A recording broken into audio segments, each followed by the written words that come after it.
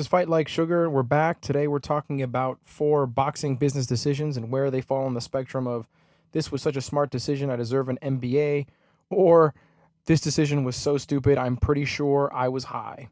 Let's start off on a good note because there are often so few in boxing. With Andre Ward recently making the announcement that he is going to be the name, the big man inside of Jay-Z's new boxing promotional company, Rock Nation Sports. Just signed with them. And honestly, this was the best thing that Andre Ward could have possibly done for his career at this point. Why? First and foremost, Rock Nation is definitely, I think, on the way up. This is the one of 2 major announcements that Rock Nation has already made this year. The first, obviously, is emerging with Gary Shaw Promotions and the acquisition of all of his roster of fighters.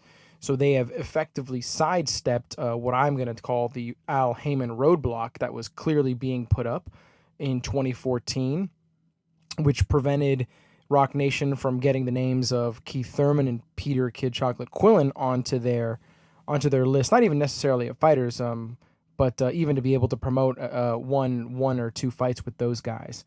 So now Rock Nation is, I think, in a much better position than it was in 2014. And of this new company that has quite a bit of money behind it, because we all know that Jay-Z's wallets are quite deep, now Andre Ward is the face. That's the guy that they're really going to throw a lot of resources behind. And this is a particularly smart move for Andre Ward because, to be honest, it's one of the first really good boxing decisions, business decisions that he's made in quite a while. For those of you who've been following, obviously you know that Andre Ward has been making some really questionable decisions and deciding to sue his former promoter several times, trying to separate from his promoter. The practical effect of that has really been a very, very long layoff. With the exception of that one fight against Edwin Rodriguez, Ward has really been on the shelf for about 2 years. And it's, honestly, if his promoter had not passed away, unfortunately, God only knows how long Andre Ward really would have continued to sit on the shelf. But because of the passing away of his promoter, the new people in charge have decided to let Andre Ward go, and he's now going to go with Jay-Z and his new company, Rock Nations. I think this is a brilliant move, and I'm really hoping that Rock Nation is able to, find a suitable fight for his return. I'm not expecting Triple G in his first fight back, but someone that he can shed some of the ring rust off on, let's say in April or March, and then starting to get serious for the summer, one big name and then another in November, December to close out the year. And hopefully one of those 2 names is Triple G, because that would be particularly amazing for the fans. Now, we've got to turn to more on the other side of the spectrum, the maybe I was high when I made this decision. And first on the list, because it's unfortunately become a commonplace for this fighter to make decisions like this, Adrien Broner, the problem. The problem Broner has shown that in his everyday life, the biggest problem is his own self, his decisions, what he decides to say, how he decides to, at that moment, to step on his tongue, because he does it time and again. What happened in this instance? Well, a couple of days ago, he gave an interview to TMZ. And in that interview, he disclosed that he had received an email from the folks over at Rock Nations offering him a 5-year, $40 million contract. Wow. The first time I just read the headline, I was like, ooh, I had to stop to breathe for a second. I was like, man, that is a very sizable guaranteed offer contract for a promotional company as young as Rock Nation, right? We're not talking about an established big boy here. We're talking about the newest kid on the block, and he's offering, tens of millions of dollars for a fighter, let's all be honest, who is worth less now than he obviously was 2 years ago before he met Marcos Maidana in the ring. So I was surprised. I wasn't surprised that he turned down the very lucrative offer, mainly because he is advised by Al Heyman. We all know the beef between Heyman and Rock Nation. We saw that, building all throughout last year, but I was surprised in the way in which Broner decided to turn down Rock Nation. Obviously, it was quite public, but on top of it, he just had a string of expletives, not just directed at Rock Nation, but at Jay-Z himself. I mean, at one point, I'm just going to say it out there, man, he told Jay-Z to suck his dick. I was like, Jesus Christ. This guy has no meter.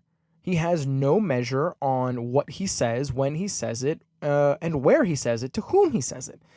Audience, context, situation, these things obviously don't go through his head. He seems to always constantly be looking to be the flashiest bright light in a room, and sometimes that means making really stupid decisions.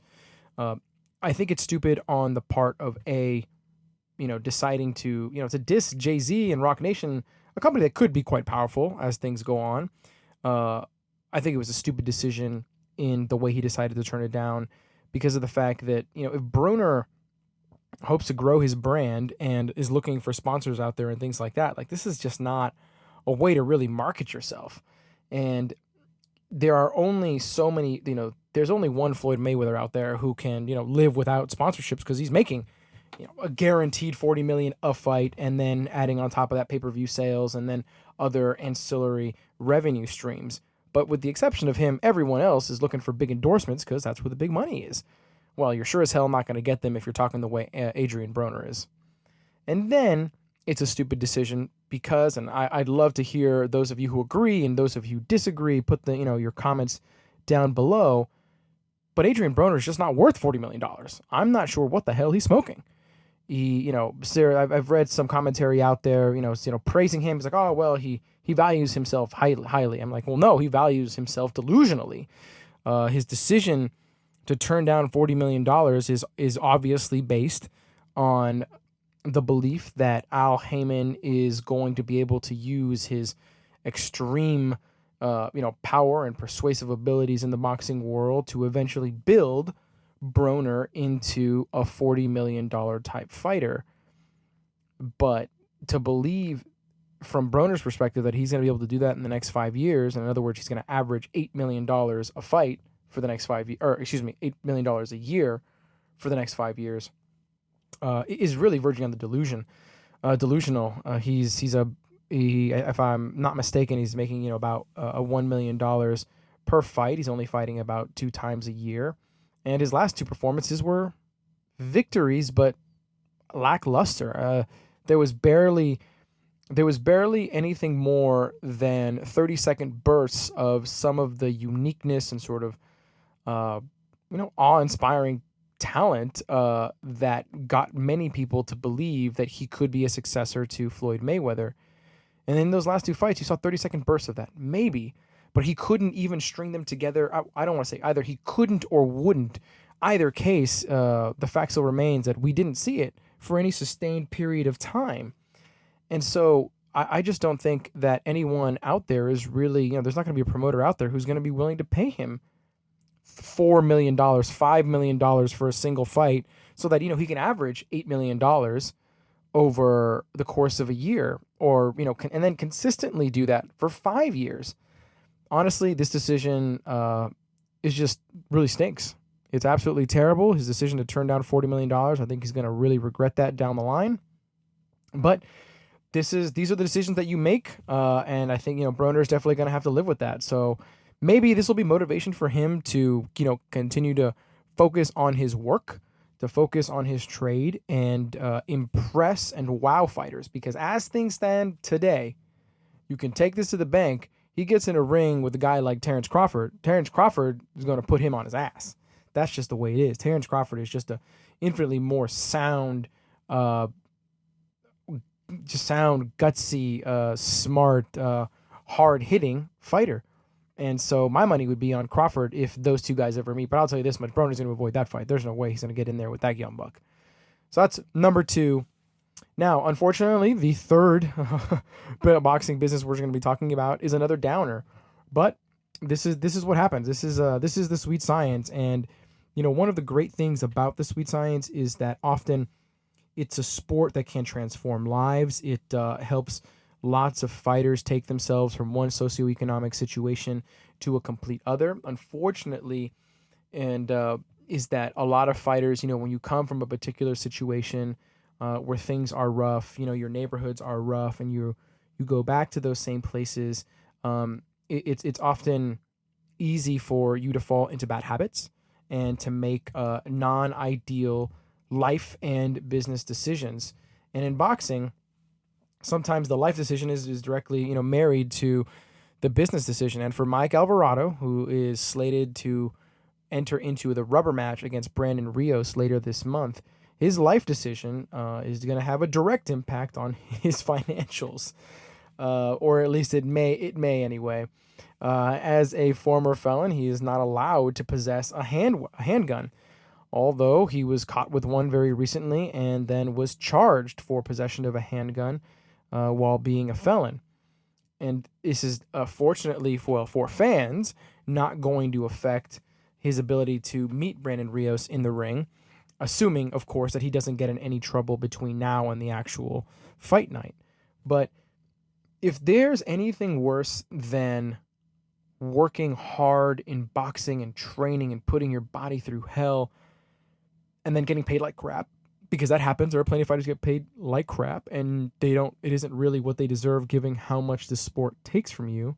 If there's anything worse than that, it's working your butt off, putting your hard work into the trade, and really dedicating yourself and making a good paycheck, and then not being able to enjoy it because you're in jail. That's probably worse because, man, having the money in the bank but not being able to use it because you're in jail and having to deal with those stressors and God knows, all of the things that could possibly happen to you in jail, that's definitely worse. And if Mike Alvarado is not careful, he's likely to visit once again the inside of a jail cell like he's already spent some time.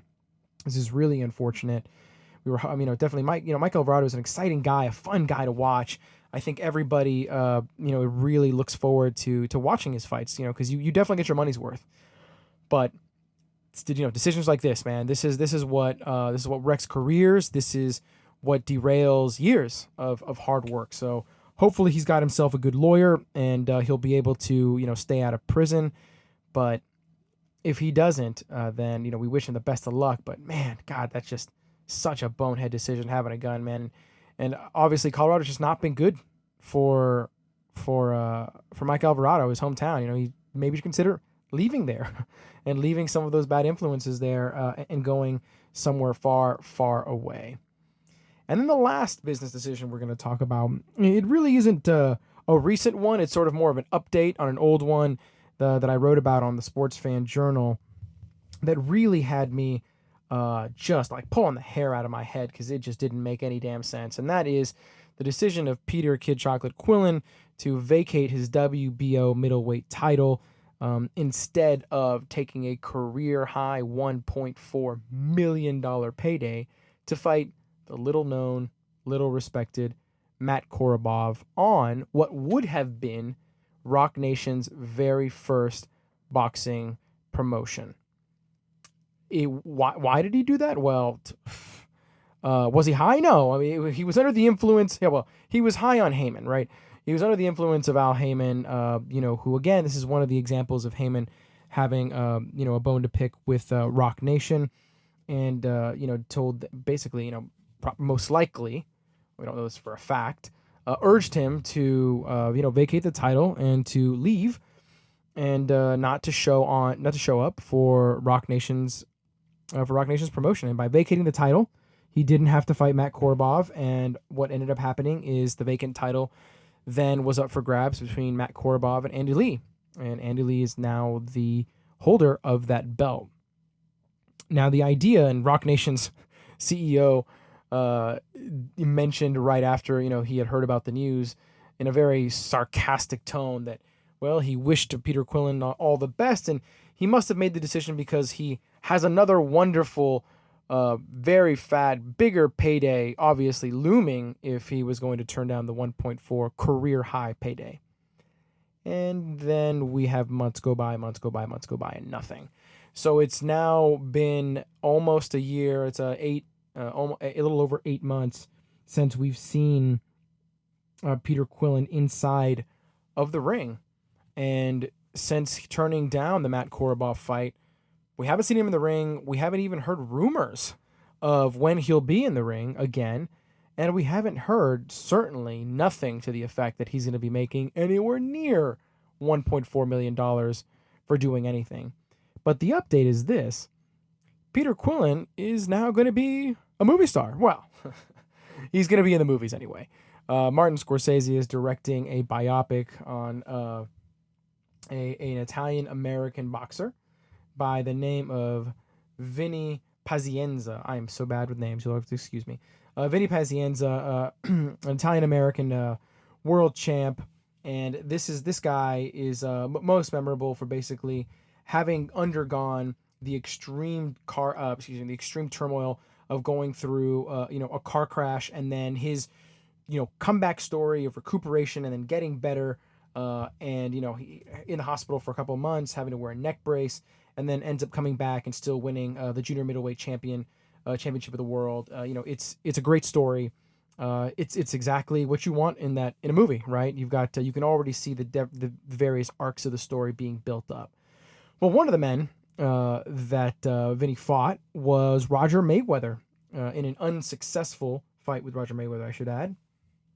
And Peter Quillin is going to be playing the role of Roger Mayweather in their title fight. They only fought once in July 1988, and it was a unanimous decision for Roger Mayweather, and that helped him keep or maintain the WBC World lightweight welterweight title. And so now Peter Quillin has said that this is something that he's always wanted to do, is to be in the movie. So he's in a movie, good for him, and that's amazing. And I hope I wish him well. I hope I'm definitely going to see the movie. If Martin Scorsese is directing something about boxing, you can best believe that I'm going to go see it. And to be honest, everybody in the boxing world should go see it, because the more money we pour into boxing movies, the more you're going to actually get to see boxing movies. So I'm going to say everybody should go see that. But Roger Mayweather only fought with, Vinny once. So the role that, Peter Quillin is actually signed up for is going to be quite short. I mean, I can imagine, even in the Rocky scenes, a lot of his fights, didn't have a lot of screen time, unless you were Apollo Creed. But that's not the type of role that Roger Mayweather played in the life of Vinny Pazienza. So the amount of screen time that Peter Quillin's going to get is rather short, which also likely means his paycheck is I'm going to go out there on a limb and probably just say is not going to be anywhere near $1.4 million that he would have gotten for a fairly easy fight against Matt Korobov. So that's the update on Peter Quillin. So his business decision was a terrible one back when he made it, and to turn down the fight and to vacate the belt. This is, at least it's a neutral decision. I mean, good. I mean, I hope he's not turning down fights to help record this thing. And I hope it helps him keep in shape, because if he's supposed to be Roger Mayweather at, junior welterweight, it's going to help him not balloon up. But when I think about boxers who have gone into movies, they don't have a great track record of the fights afterwards. We think about what happened to Antonio Magic Man Tarver after he was in the Rockies. Man, he was pudgy for that movie. That weight really has not seemed to have come off all that well since then. So I'm hoping, at least because Peter Quillin's got to portray someone who is significantly lighter than his fighting weight, that means he's got to stay pretty damn trim in order to show it, which means he's not getting fat. He's not getting careless with his weight in his very long layoff. So that's the recap of some of the biggest boxing decisions that have happened so far in 2015. If you've got some other ones that I missed, mention them down in the comments. Until next time, keep those hands up.